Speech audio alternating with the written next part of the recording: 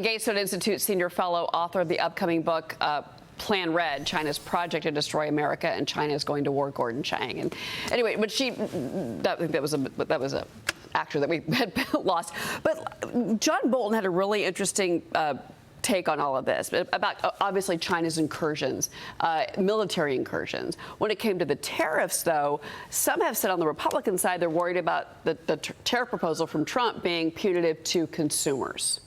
Yes, well, you got to remember in 2018, those tariffs were imposed as a remedy for the theft of intellectual property. China steals somewhere in the neighborhood of $400 billion, $500 billion a year. And if people don't like the tariffs, then they've got to figure out how are you going to deal with the IP theft. Now, you know, Vice President Harris on Tuesday said, well, look, you know, this is the Trump sales tax, saying that Americans will pick up the cost. But fact check needed. Because in 2018, China actually absorbed somewhere between 75% to 81% of Trump's Section 301 tariffs. And I think that now they have an even greater incentive to do so. So I think she's wrong on that. All right, you think that? So break this down for us, Mark, because the economic hit to the U.S. economy, that has been brought up as a measure of GDP. Yeah, without a doubt. I mean, it could impact it. It could. But when you look at, you know, just preventing the theft of intellectual property to, you know, the Democrats' policy and their mandates towards everyone adopting EVs, that presents a problem that we need to mitigate. And Gordon, I actually wanted to ask you about these increasing tensions between China and Japan, whereby China is now threatening to retaliate against Japan if Japan continues to withhold selling them chip-making equipment so they can, you know, pull ahead in the AI race. Then China's going to restrict selling Japan rare earth minerals, which they need for EVs. And the reason EVs are such a big topic is because of Kamala Harris and Joe Biden's EV policies. Yeah, if we go back to the first decade of this century, China actually imposed an embargo on the sale of rare earths to Japan. And that embargo collapsed within about 3 or 4 weeks for various reasons, because the Japanese were buying this stuff anyway. Chinese state enterprises were selling it under the table. All sorts of things were occurring. You know, China's embargoes just don't make sense for China, and they're too easily evaded. All right, I do want to play that correct soundbite from Vice President Kamala Harris and her response. Let's watch this. The Trump administration resulted in a trade deficit. He invited trade wars. You want to talk about his deal with China? He ended up selling American chips to China to help them improve and modernize their military, basically sold us out. Gordon? Well, first of all, on the chips, yes, there were no embargoes on the sale of chips to China because there hadn't been beforehand. And the Biden administration, to its credit, did impose chip bans. But those chip bans were sort of imposed in a way which made them not effective. And so Vice President Harris needs to address that. But the other thing, her broader point, she said, oh, Trump started a trade war. That's not correct. The Chinese have been engaging in a trade war against the United States for decades.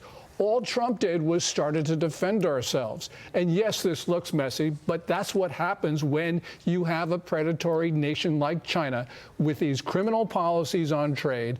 And we got to do something. Yeah. And yeah, the solutions may not be perfect, but you got to do something. This all comes down to the votes, as you know, Gordon. And I think the majority, if not 90 to 95% of the American people, don't fully understand the nuances of a tariff. All they're getting is this binary. Kamala says tariff bad. Trump says tariff good. I hear bad. I don't want it. So how does Trump need to drive home a more simple message to the voter on tariffs? Because, I mean, let's face it, we're not all economists here. Right. And the issues are complex, and economists get those issues wrong for a number of reasons. I think basically, you know, this is a message that might not sell, but the point is that our trade policies have been so bad over the course of 3 decades that there is going to be no perfect solution, that whatever we do, Mark, is going to result in some detriment to the United States. But that's how you have, you know, such bad policies when they are remedied. The solutions are never perfect. Yeah, well, let's talk about, I brought this up at the beginning of the segment, but about the military side of this and the CCP. So the influence of the CCP certainly is a growing concern, especially here in New York City. Queens Assemblyman Ron Kim has claimed that groups tied to the Chinese Communist Party tried to steal his seat in the June Democratic primary, saying there were clear patterns of foreign influence to try and dictate the outcome, calling it dangerous territory. A top aide to New York City Police Commissioner Edward Caban, allegedly a chairman of a nonprofit group that was meant to spread Chinese propaganda and that was funded by the CCP. Caban himself, under suspicions of having ties to China and to Turkey, had his home raided by federal agents. That was last week. And there's been reports he may step down. We shall see. But these were all spurred by the charges against Linda Sun. And I know that you and Maria have talked about this story. This is the longtime aide to former Governor Cuomo, former chief of staff to Kathy Hochul, charged last week for being an acting agent of the CCP. This story just continues to show tentacles, and I think there's more concern here in New York about who else is in a position of power or has the ear of power that is working for the CCP, Gordon. Yeah, there are daily caller investigations on Grace Meng, the representative from the New York 6th District, which is part of Queens. And I think those are going to actually reveal some very interesting details about the relationship between Democratic Party politicians and Communist Party front organizations in New York. And you got Winnie Greco, who is a senior aide to Eric Adams, the mayor.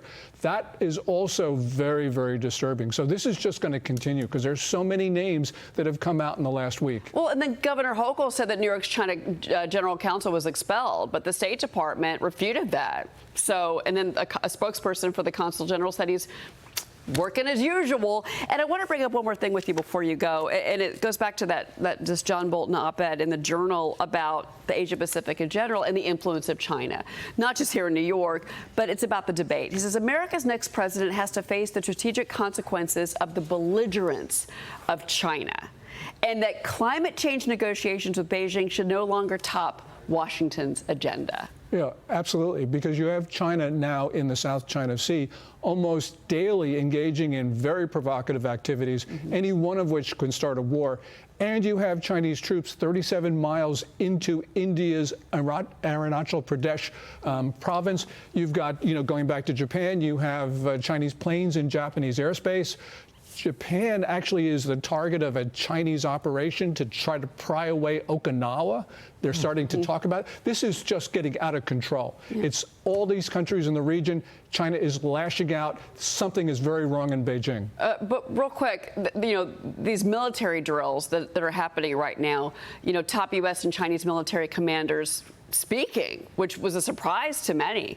They spoke for the first time this week, and they haven't spoken for years. What did you make of that? Well, we've been talking to China on so many different levels, and China's behavior has only gotten worse. And when you talk about drills, the ones that we worry about are the China and Russia naval drills in a few weeks, because when there is a war in East Asia, Xi Jinping is going to tell Vladimir Putin, you have no choice. You're fighting with us in East Asia because we're helping you in Ukraine. A lot of topics covered with you, Gordon. It's always a pleasure to see you. Gordon Chang. Thanks, Cheryl. Thank you for being here.